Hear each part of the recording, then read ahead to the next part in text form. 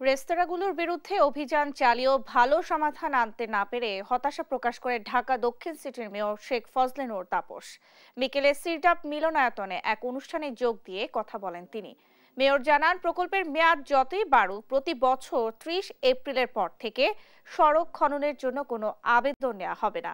আর ঠিকাদাররা সবসময় নিজেদের সুবিধার জন্য বর্ষা মৌসুমে সড়ক খনন করে বলেও মন্তব্য করেন তাপস।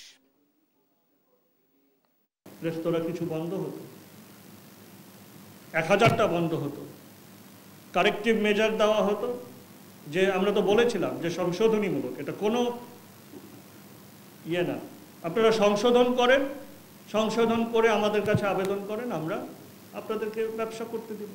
তো এই কারেক্টিভ মেজারগুলো করলে আমরা এখন আত্মবিশ্বাস নিয়ে বলতে পারতাম যে হ্যাঁ, ঢাকা শহর এই রেস্তোরাঁ কেন্দ্রিক এই অগ্নি নির্বাপন ব্যবস্থা কারণে আমরা নিরাপদ।